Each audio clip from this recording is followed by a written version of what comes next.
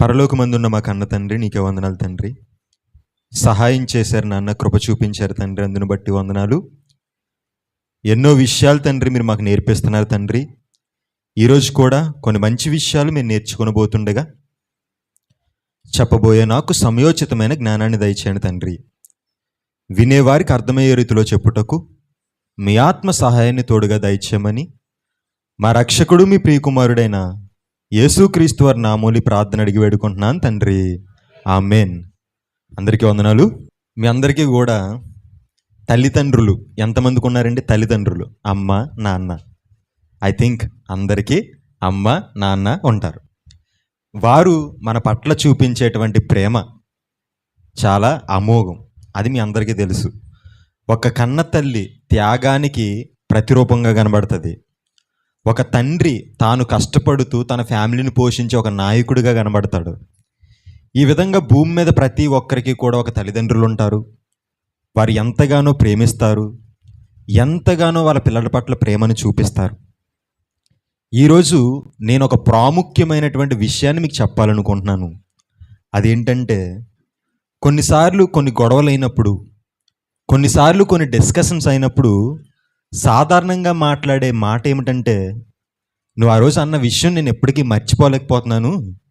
ఎందుకు మర్చిపోలేకపోతున్నానంటే, ఆ రోజు నువ్వు అన్న మాట నా మనసుకు బాధ కలిగించింది అని చెబుతూ ఉంటారు.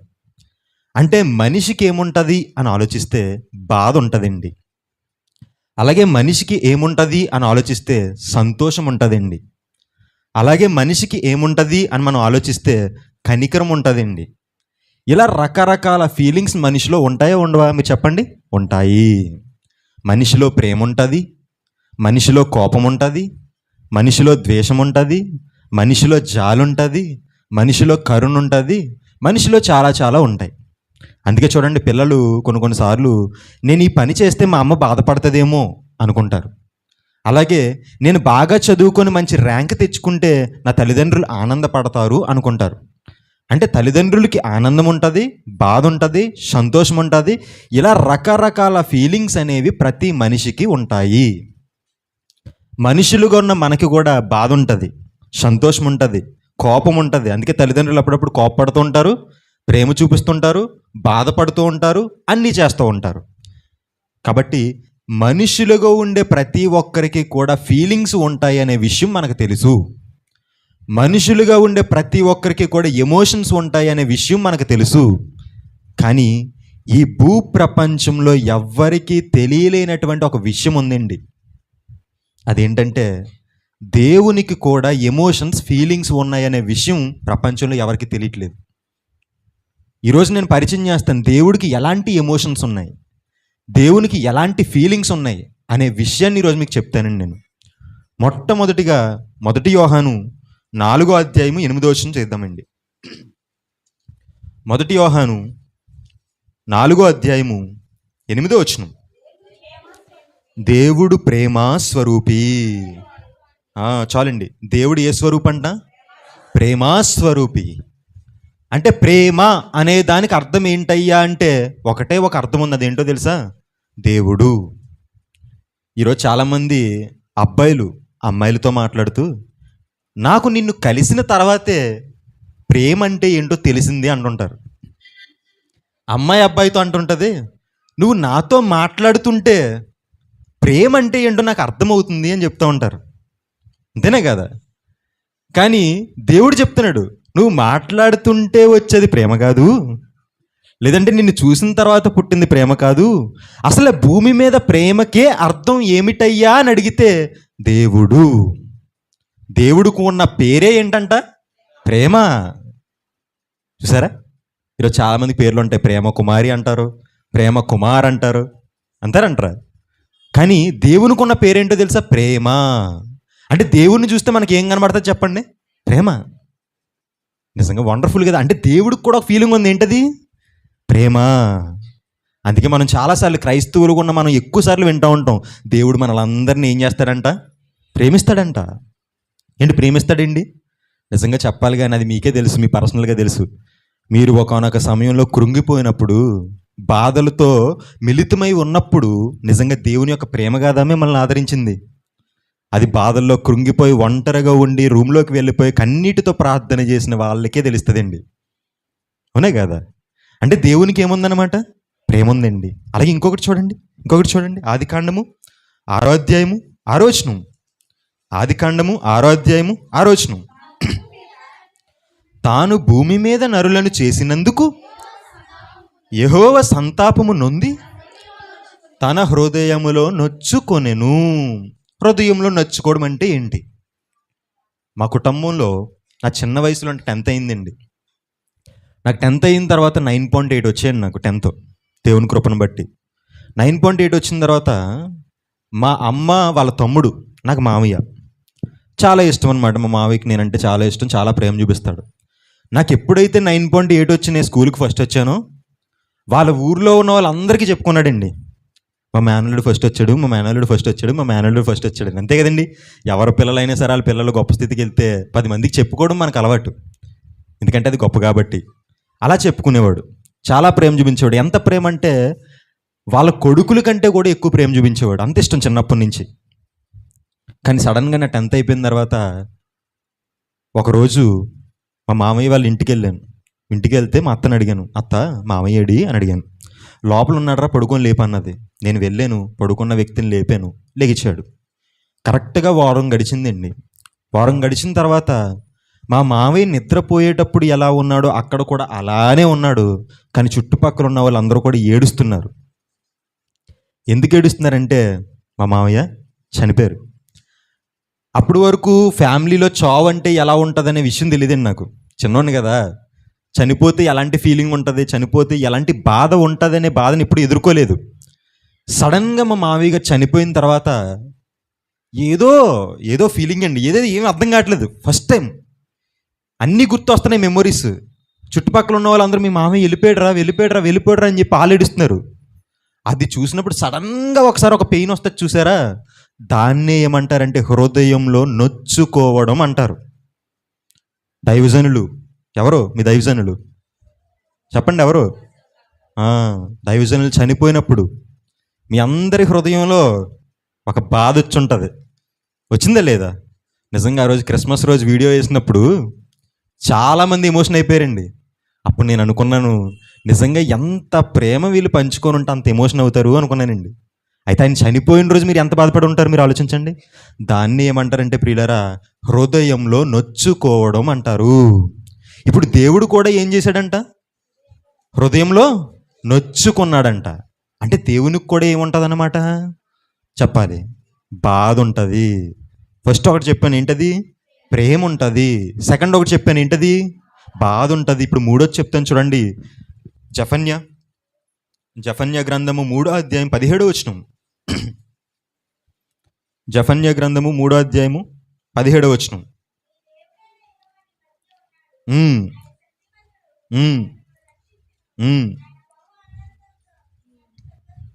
ఆయన బహు ఆనందముతో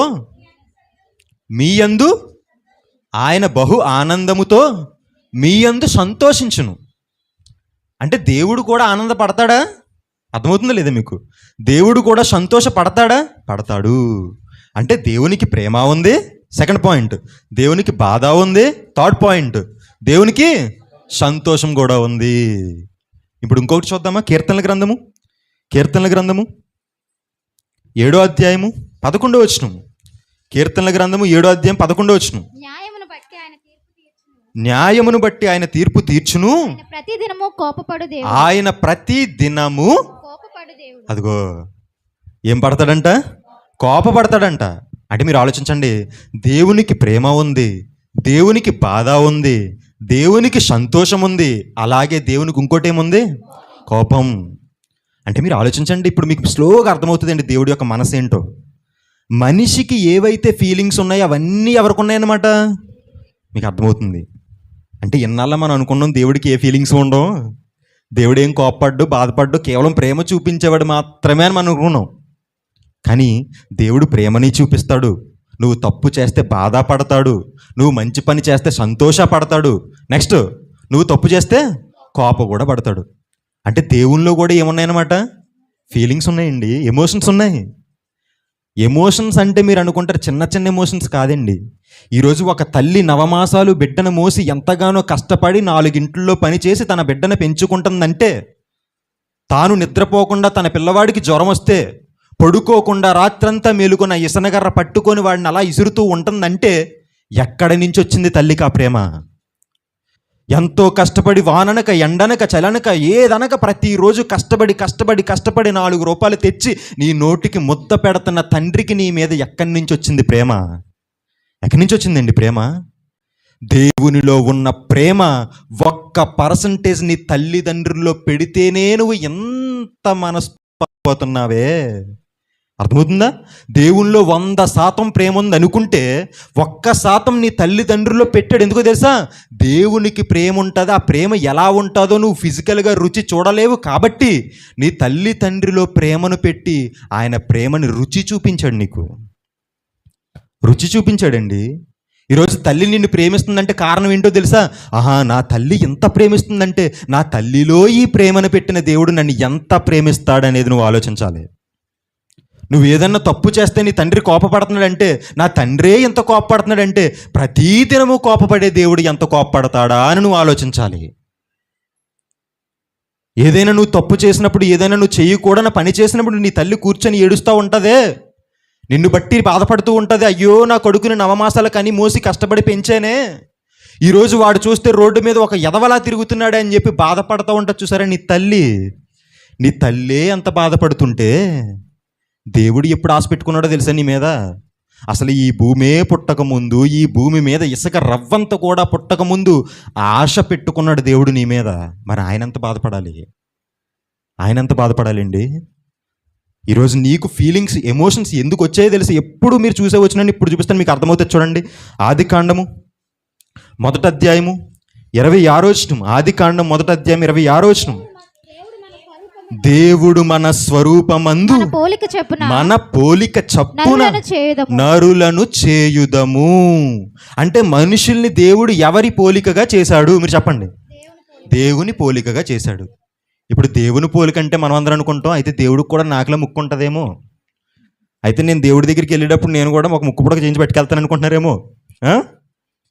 దేవుడికి కూడా అయితే నాకులాగే మెడ ఉంటుందేమో, మంచి నక్లీస్ ఒకటి చేసి పెట్టుకెళ్దాం అని అనుకుంటారు చాలామంది. ఏంటంటే దేవుని స్వరూపం అంటే ఏంటి?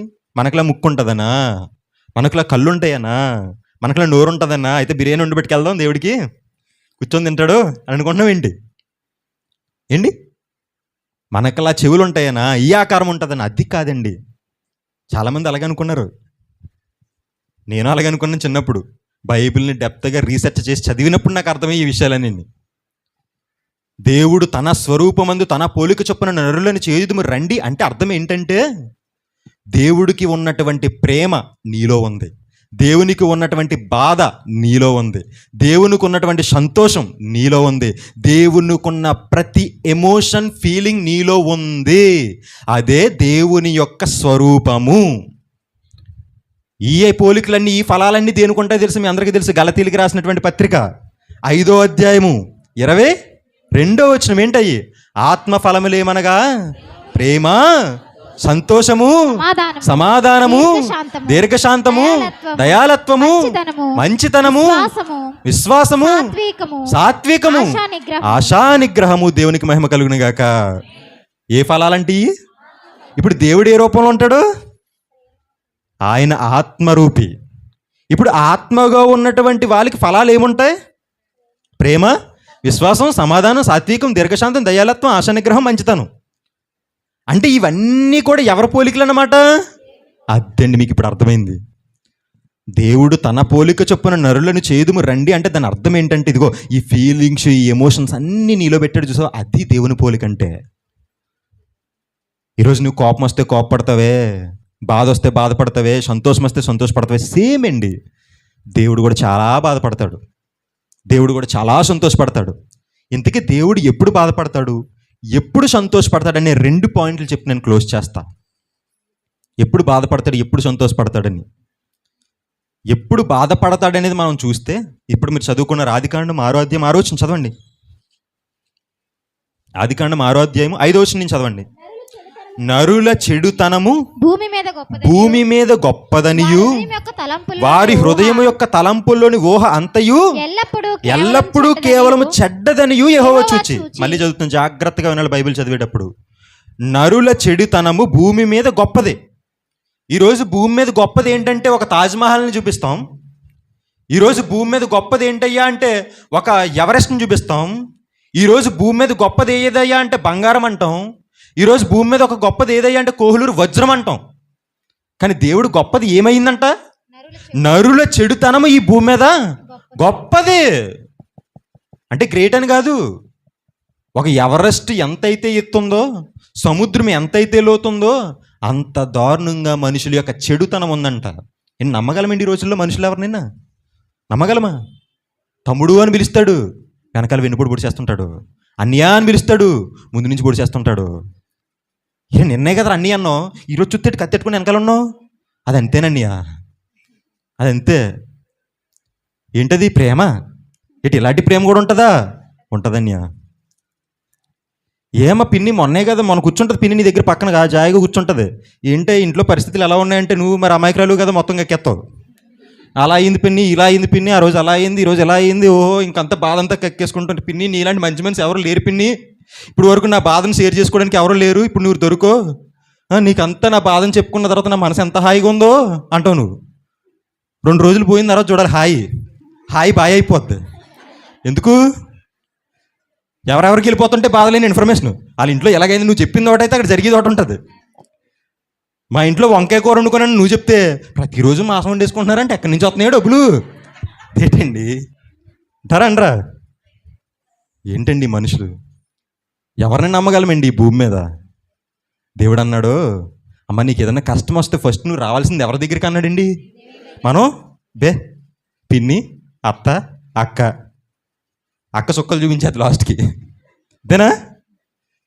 నమ్మలేమండి మనుషుల్ని. క్రూరమైనటువంటి మనుషులండి భూమి మీద. నిజంగా నమ్మిన ఎవరినైతే నమ్ముతాం వాళ్ళే మోసం చేస్తుంటారండి. అందుకే చెప్తున్నాను, ఈ భూమి మీద నమ్మదగిన వాడు అనే దానికి ఒకటే ఒకడు ఉన్నాడండి. ఆయన ఎవరు? దేవుడండి. ఇంకెవరిని నమ్మకూడదండి బాబు భూమి మీద. 1 దేవుని నమ్మాలి, 2 దేవుని నమ్ముకున్న వ్యక్తిని నమ్మాలి, అంతే.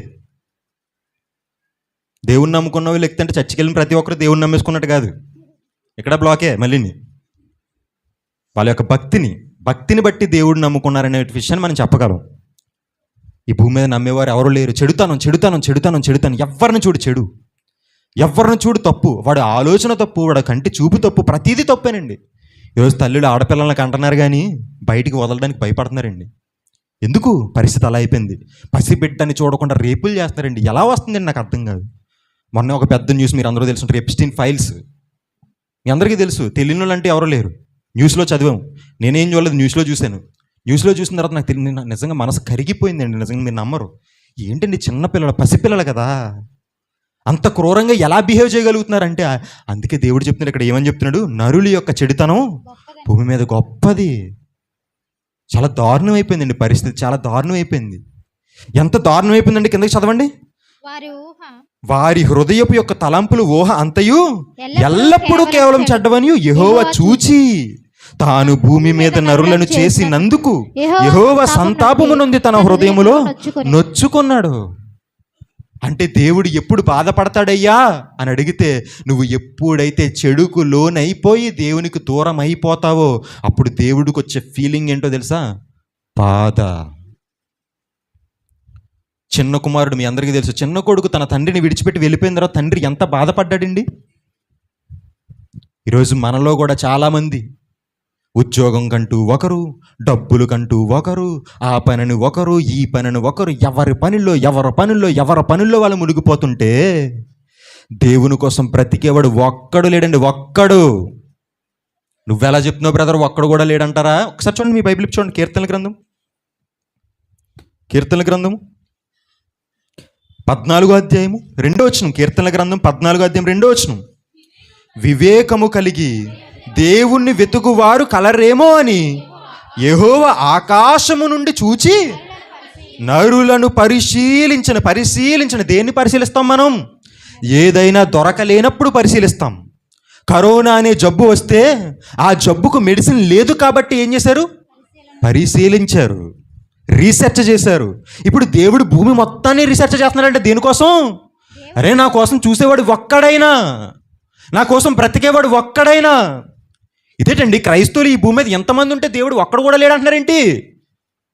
అంటే మీకు అర్థమైపోవాలి, భూమి మీద ఉన్న 90% పీపుల్ అందరూ నామకార్థ భక్తేనా? ఎస్. ఒకవేళ ఎంతమంది క్రైస్తవులు ఉంటే భూమి మీద కొన్ని కోట్ల మంది, ఈరోజు చెప్పండి, భూమి మీద మొత్తంలో క్రైస్తవులు ఎక్కువ, హిందువులు ఎక్కువ, ముస్లిమ్స్ ఎక్కువ? క్రైస్తవులే కదండి. భూమి మీద ఎవరు ఎక్కువ? క్రైస్తవులే ఎక్కువ. మరి అంతమంది క్రైస్తవులు అంటే దేవుడు ఏమంటున్నాడు? వివేకము కలిగి దేవుణ్ణి వెతుకువారు కలరేమో, దేవుణ్ణి వెతుకువారు కలరేమో. ఎవరు లేరా? లేరు.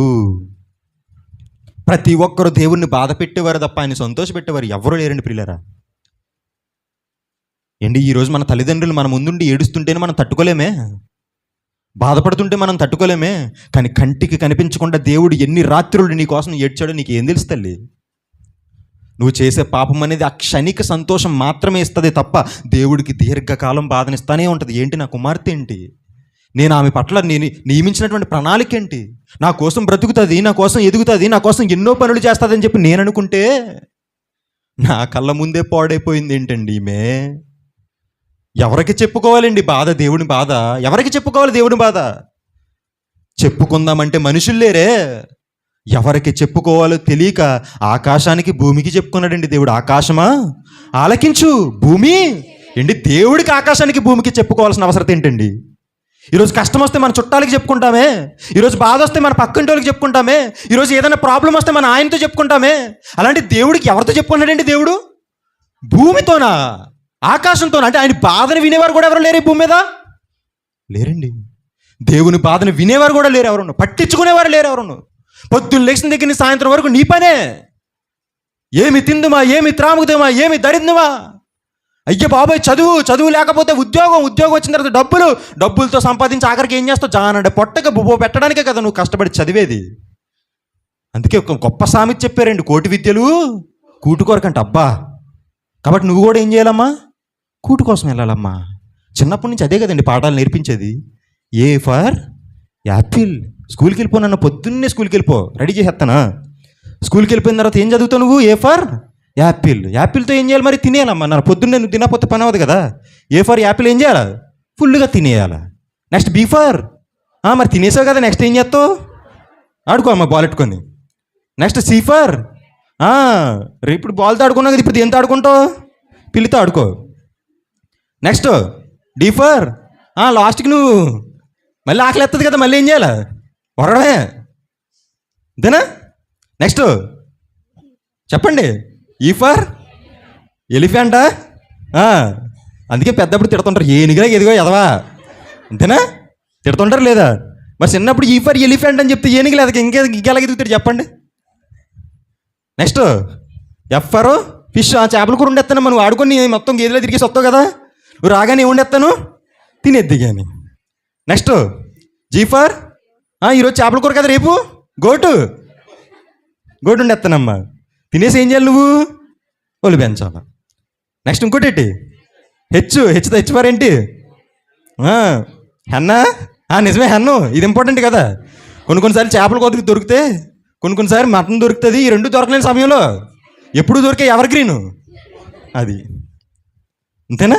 ఇదేనండి పిల్లలకు నేర్పించేది. ఇడియన్ని కష్టపడి చదివేసుకొని, కోడింగ్లన్నీ నేర్చేసుకొని, సాఫ్ట్వేర్ జాబ్కి వెళ్ళి నేర్చేసుకుంటాడు. అక్కడికి వెళ్ళి చేసేది ఏంటి? ఆఖరికి 30,000 20,000 జీతం వస్తుంది. జీతం వస్తే ఏం చేస్తావు? జీతం లేకపోతే గంజి నీళ్ళు తాగుతావు, జీతం ఉంటే బిర్యానీ తింటావు. ఇంత తప్ప ఏదన్నా తేడా ఉందా? కానీ మీరు ఆలోచించండి, అసలు దేవుడు ఆహారాన్ని పెట్టింది నువ్వు బ్రతకడానికా, నువ్వు బ్రతికేదే ఆహారం కొరక? ఆలోచించండి. అసలు ఆహారాన్ని పెట్టింది ఎందుకండి దేవుడు? నువ్వు బ్రతకడానికి. నువ్వు బ్రతికేది దేనికి? అది సొసైటీ. ఈ ప్రపంచానికి క్లారిటీ ఇవ్వగలిగే సత్తా ఉన్నవాడు క్రైస్తవుడు, బైబిల్ పట్టుకున్నవాడు మాత్రమేనండి. తెలియదు ఈ ప్రపంచానికి. ఈ ప్రపంచం మొత్తం కోటి విద్యలు కూటి కొరక అనే ఒకే ఒక్క లైన్ మీద బ్రతుకుతుంది. అరే నువ్వు పుట్టింది ఫుడ్ కోసం కాదురా, ఫుడ్డునే దేవుడు నీ కోసం పుట్టించాడురా. నువ్వు పుట్టింది ఎవరి కోసం అంటే దేవుడు కొరకరా అని చెప్పాల్సింది మనమే చెప్పాలి. ఆ చెప్పడం కోసమే ప్రియులారా నిన్ను నన్ను పుట్టించాడు. నిజంగా ఈ విషయాలు నాకు తెలియపోతే నేను కూడా సాఫ్ట్వేర్ జాబ్ చేసుకుంటే ఇప్పుడు 50,000 సంపాదించుకుంటుందేమో. కానీ ఈరోజు చిన్న పిల్లలకి మనం నేర్పించాల్సింది ఏంటో తెలిసి ఇప్పుడు నేను చెప్తాను వినండి. ఏ ఫర్ యాపిల్ కాదు నాన్న, ఏ ఫర్ అబ్రహాం. అబ్రహాంలో బ్రతకాలరా నువ్వు. చెప్పాలడికి బీ ఫర్ బంతెట్టుకొని తిరగడం కదరా, బైబుల్ పట్టుకొని తిరుగు. బైబుల్ పట్టుకొని తిరిగితే నువ్వు ఏమవుతావు తెలుసా? సి ఫర్ క్రిస్టియన్ అవుతావు నాన్న, నువ్వు క్రిస్టియన్ అవుతావు. క్రిస్టియన్ అయితే ఎలా బ్రతకాలో తెలుసా? డి ఫర్ డేవిడ్, దావీదులా బ్రతకాలన్నా నువ్వు చెప్పాలి. దావీదులా బ్రతికితే నీకు ఎలాంటి భార్య వస్తుందో తెలుసా నాన్న? ఈ ఫర్ ఎస్తేర్లని భార్య వస్తుందని చెప్పాలి. అప్పుడు మీరిద్దరూ కలిసి ఎలా ఉండాలి తెలుసా? ఎఫ్ ఫర్ ఫెయిత్, విశ్వాసం కలిగి ఉండాలి. ఆ విశ్వాసం మీలో ఉంటే ఈ ఫర్ ఎవర్ లాస్టింగ్ లైఫ్ మీకు వస్తుంది. ఏమొస్తుంది? నిత్య జీవితం మీకు. ఇది చెప్పాలి. ఇది చెబితే రేపులు జరుగుతాయి అంటారా? ఇది చెబితే ఒక అమ్మాయిని మోహపు చూపుతో చూస్తాడంటారా? చూడడండి. చిన్నప్పటి నుంచి తల్లి తన బిడ్డకి నేర్పిస్తూ ఉంటే పెద్ద ఎదిగిన తర్వాత తప్పెందుకు చేస్తాడండి? మనం అయ్యి నేర్పించం కదా. అయ్యి నేర్పించకపోవడం వల్ల ఆడు పెద్ద వెదిగి పాడైపోతుంటే దేవుడు చూసి బాధపడుతున్నాడు. పిల్లలు బాధపడుతున్నాడు. దేవుని యొక్క బాధను గుర్తించిన మనమైన మన పిల్లల్ని దేవుని కోసం పెంచాలి. దేవుని వాక్యాన్ని చెప్పాలి. కూర్చో, చర్చిలోకి వచ్చి కూర్చో, వాక్యాన్ని విను, వాక్యాన్ని చదువు అని చెప్పాలి. అది చెప్పం మనం. ఆదివారం వస్తే హోంవర్క్ చేసుకో బాబు, నేను చర్చికి వెళ్ళి వచ్చేస్తాను. ఆడు హోంవర్క్ చేసుకుంటాడా? ఫోన్ ఇచ్చి వెళ్ళిపోతావు నువ్వు. ఫోన్ ఇచ్చి వెళ్ళిపోతే హోంవర్క్ భలే చేస్తాడు. చాలా హోంవర్క్లు చేస్తున్నాడు ఫోన్లోని. అంతేనే కదా? తప్పండి. దేవుని కోసం బ్రతకాలి ప్రియులారా. మన జీవితాన్ని మార్చుకోవాలి. మన జీవితాన్ని మార్చుకొని మన పిల్లల్ని దేవునిలో పెంచితేనే సమాజం బాగుపడుతుందండి. దేవుని యొక్క బాధను తీర్చే కుమారులుగా మీరు నేనే ఉండాలండి. ఈ కాలంలో నిన్ను నన్ను ఎందుకు పుట్టించాడో తెలుసా? నువ్వు దేవుని కోసం బ్రతుకుతావని, దేవుని కంట నుంచి వచ్చే కన్నీరు తుడిచే కుమార్తెగా ఉంటావని దేవుడు పుట్టించాడు. ఎలా బ్రదర్ మరి? ఎలా చేయాలి? ఏం చేయాలి? నేను దేవుని యొక్క కన్నీరు తుడిచి ఆయనకు సంతోషాన్ని ఇవ్వాలంటే ఏం చెయ్యాలంటారా? ఒకసారి మీ బైబిల్ చూడండి. సామెతల గ్రంథం, ద ఫస్ట్ పాయింట్. సామెతల గ్రంథం 27వ అధ్యాయం 11వ వచనం. దేవునికి సంతోషపడాలంటే, దేవుడు ఆనందపడాలంటే నువ్వు చెయ్యవలసిన ఫస్ట్ పని, నా కుమారుడా జ్ఞానమును సంపాదించి నా హృదయమును సంతోషపరచుము. చాలు. జ్ఞానమును సంపాదించి ఏం చేయాలంట? హృదయాన్ని. అంటే నువ్వు జ్ఞానాన్ని సంపాదిస్తే దేవుడికి ఏమొస్తుంది అన్నమాట?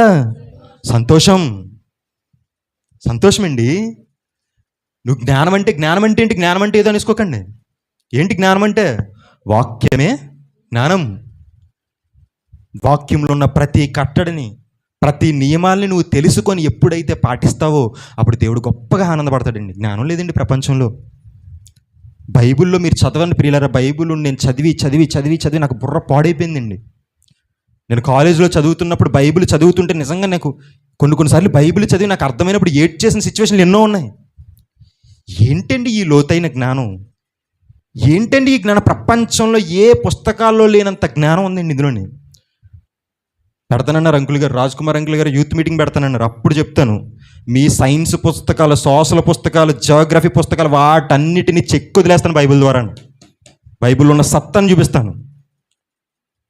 ప్రపంచ శాస్త్రవేత్తలు ప్రతి ఒక్కరూ కాపీ కొట్టింది బైబిల్లోనే. ప్రతి శాస్త్రం, బోటనీ, జువాలజీ, సైన్స్ ఏదైనా తీసుకో, బైబిల్లోంచి వచ్చిన అంత లోతైన జ్ఞానం ప్రియులారా.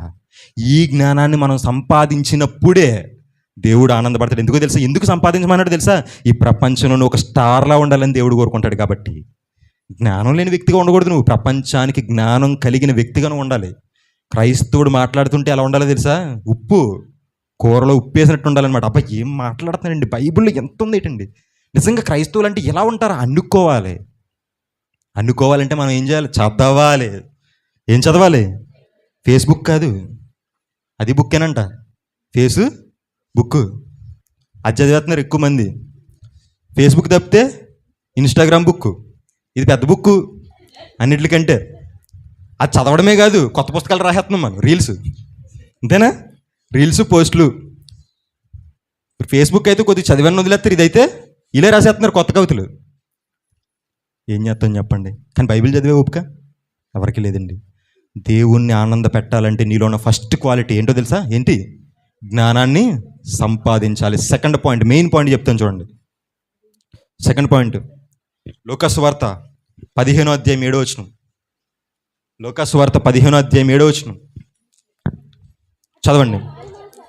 అటువలే మారు మనసు అక్కరలేని 99 మంది నీతిమంతుల విషయమై 99 మంది నీతిమంతుల విషయమై కలుగు సంతోషము కంటే మారు మనసు పొంది ఒక్క పాపి విషయమై పరలోకమందు అంటే పరలోకంలో ఎవరు ఉంటారు చెప్పాలి? దేవదూతలు ఉంటాయి, దేవుడు ఉంటాడు. ఇప్పుడు పరలోకంలో సంతోషం అంటే ఎవరికి సంతోషం? అర్థమవుతుందా లేదా? అంటే మీరు ఆలోచించండి, క్రిస్మస్ అని పేరు పెట్టుకుంటాం, మనం క్రిస్మస్ పండుగ చేసుకుంటాం ఎందుకంటే యేసుప్రభువు వారు పుట్టారు, తప్పులేదు. లేదంటే ఇంకా ఈస్టర్ అని మనం ఒక పేరు పెట్టుకుంటాం, మనం ఈస్టర్ పండుగ చేసుకుంటాం. కానీ పరలోకంలో ఒక పండుగ ఉంది, ఏంటో తెలుసా? ఒకే ఒక పండుగ, మారు మనసు పండుగ. నిజం. ఎప్పుడైతే ఒక వ్యక్తి తన మనస్సును మార్చుకొని బాప్తీసం తీసుకొని దేవుళ్ళలోకి అడుగు పెడతాడో అప్పుడు మొదలవుద్ది అక్కడ సౌండ్ సిస్టమ్. ఆ సౌండ్ సిస్టమ్ ఎలా ఉంటుంది తెలుసా? గడప కమ్ముల చదివే ఉంటారు, గడప కమ్ముల పునాదులు కదిలిపోతాయండి. జేబిఎల్లో కూడా పనిచేయవు అసలు అయ్యండి, ఇలాంటి ఎగిరిపోతుంటాయి. దేవదూతలు ఏమనుకున్నారండి? పరిశుద్ధుడు పరిశుద్ధుడు పరిశుద్ధుడు అని దేవదూతలు కేకలు వేస్తుంటే గడప కమ్ముల పునాదులు మళ్ళీ భూమి పునాదులు కాదు, భూమి ఇంకా చిన్నదండి. విశ్వంలో భూమి ఇసుక రేణువు అంత, పరలోకం ఎంత అది మనం ఊహించలేమంతే. అలాంటి పరలోకపు యొక్క గడప పునాదులే కదిలిపోతున్నాయంటే అది ఎంత గొప్ప పండగ చెప్పండి. అంటే దేవుడు కూడా పండగ చేసుకునే రోజుందా? ఉంది. దేవుడు కూడా సంతోషపడే రోజుందా? ఉంది. దేవుడు కూడా గంతులు వేసే రోజుందా? ఉంది. ఎప్పుడంటే ఒక పాపి తన మారు మనసు పొంది దేవుళ్ళలోకి వచ్చినప్పుడు. నిజమండి, నిజం. అప్పుడు ఆనందపడతాడు ఆయన. ఆనందాన్ని చూడాలి మీరు నిజంగా. ఏంటండి ఈయన చిన్నపిల్లలకి డ్యాన్స్ చేస్తున్నారు అప్పుడప్పుడు అంటుంటారు చూసారా?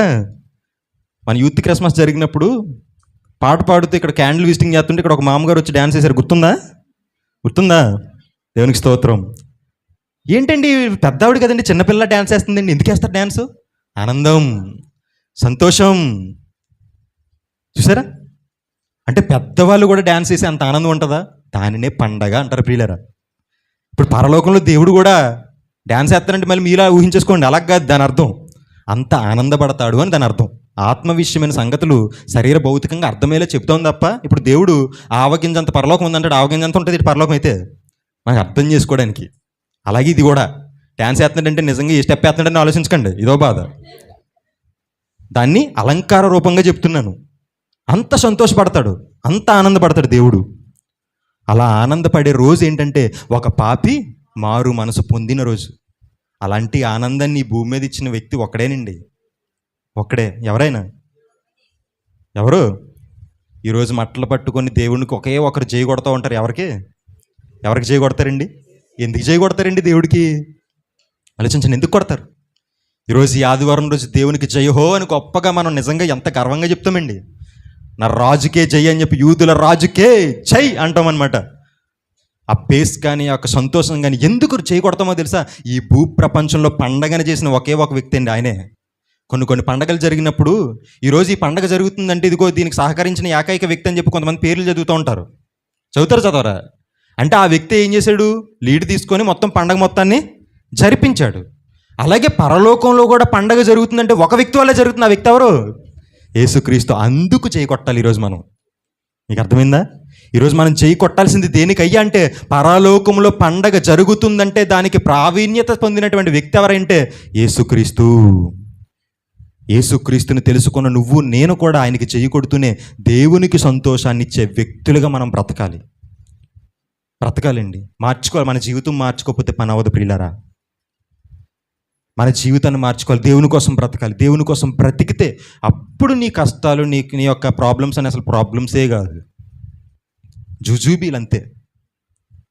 దేవుని కోసం బ్రతకడం నువ్వు ప్రారంభించిన రోజు నుంచి. అందుకే దేవుడు చెప్పాడు, మొదట నా నీతిని నా రాజ్యాన్ని వెతకండి, అప్పుడు అవన్నీ అంటే నీకు ఏది అవసరం అది ఎన్ని ఇచ్చుకుంటూ వెళ్ళిపోతాడండి దేవుడు.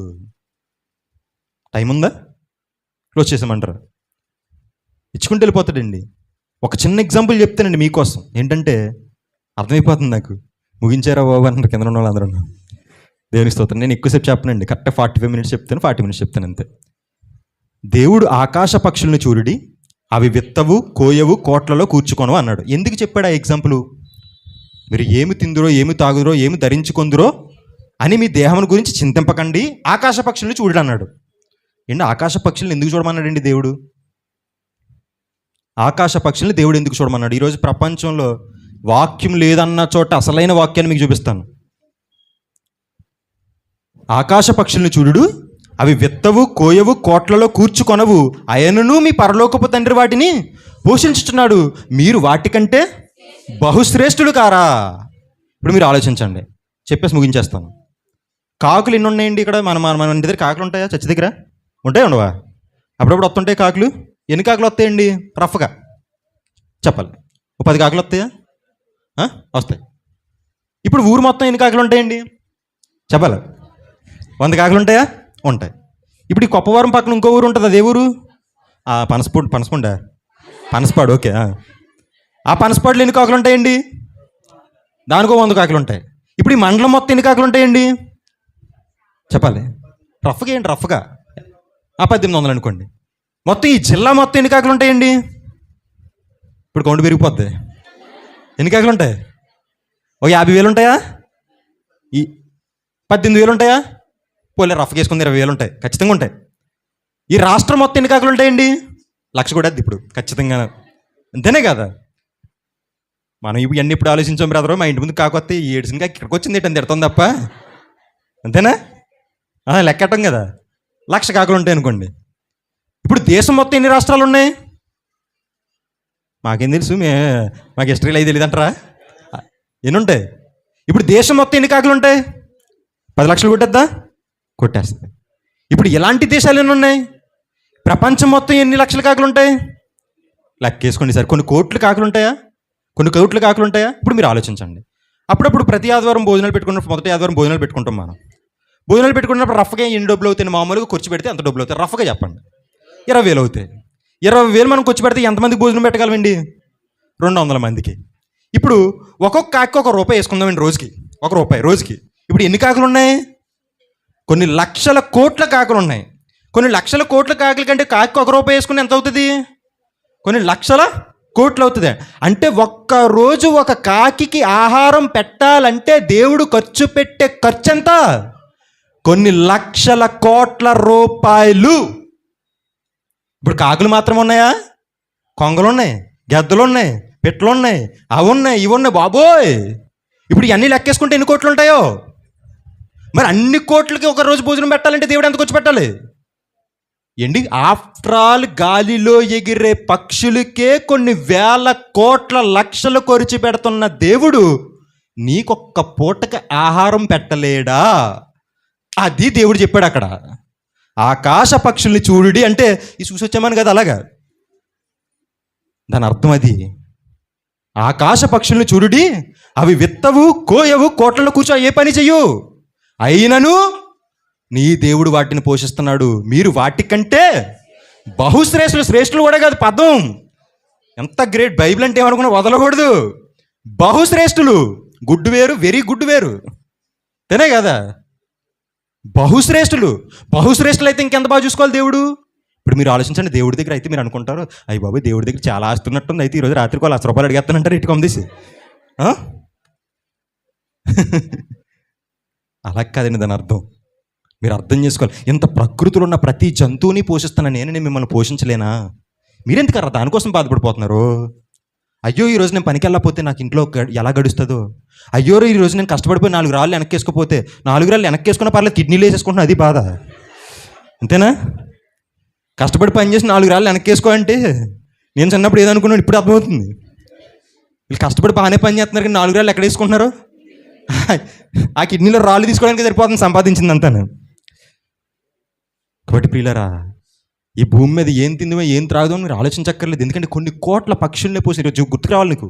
బయటికి వెళ్ళి ఒక కాకిని చూడగల, కాకి నేను మా నాన్నే కదా పోషిస్తున్నాడు అనుకోవాలి నువ్వు. కాకిని పోషించే దేవుడు నన్ను పోషించలేడా అనుకోవాలి. దేవుడండి తన పిల్లల్ని ఎక్కడ విడిచిపెట్టడండి. మీరు నేను ఒక ఎగ్జాంపుల్ చెప్తాను. ఆ రోజు క్రిస్మస్కి వచ్చాను, వాకింగ్ చెప్తాను. చెప్పిన తర్వాత నాకు లైట్గా ఆకలి వేస్తుందండి. ఆకలి వేస్తుంటే కిందకు వచ్చానమాట. సో అంకుల్ గారు అందరూ కూడా బిజీగా ఉన్నారు, ఇంక డిస్టర్బ్ చేయకూడదని సైలెంట్గా కిందకు వస్తే, మీరు నమ్మరు, దేవుడు నా ఆకలి చూస్తాడు కదండి, చూస్తాడు కదా. అంటే దేవుని పిల్లల పట్ల దేవుడు కేరింగ్. వెంటనే మన బ్రదర్స్ వచ్చారండి, ఈ యూత్ పిల్లలు నన్ను ఎంతో ప్రేమించారండి. నిజంగా రోజు నేను ఇప్పటికీ మర్చిపోలేకపోతున్నాను. వెంటనే వాళ్ళందరూ నా దగ్గరికి వచ్చేసి నాకు వెంటనే అక్కడ బల్లది సరిగ్గా చేసేసి నాకు ఆహారం పెట్టారండి. నిజంగా ఆ రోజు నేను ప్రార్థించానండి వాళ్ళ కోసం. అంటే చూడండి, నా పిల్లవాడు ఇప్పుడే వాకింగ్ చెప్పి వచ్చాడు, ఇక్కడికి ఆకలి వేస్తుందని దేవుడికి తెలుసు కాబట్టి వెంటనే. అంతేనండి, దేవుడిలో బ్రతికే వ్యక్తికి కేరింగ్ ఎలా ఉంటుందో తెలుసా? నువ్వు నడుస్తుంటే నీ పాదాల కింద ఆయన చెయ్యి పెట్టుకుని నడిపిస్తాడు. అది భయం ఎందుకు తల్లి, భయం ఎందుకు తల్లి? విడిచిపెట్టు, పాపాన్ని విడిచిపెట్టి దేవుడికి సంతోషం ఇచ్చేలా బ్రతుకు. నీకేం కావాలన్నా ఆయన చూసుకుంటాడు. భయపడాల్సిన అవసరం లేదు. ఈ భూమి మీద భయం లేని ఒకే ఒక వ్యక్తి ఎవడో తెలుసా? క్రైస్తవుడు. భయపడకూడదండి. మీరు గుర్తుపెట్టుకోండి, దేవుడు మీకు భరోసా ఇస్తున్నాడు.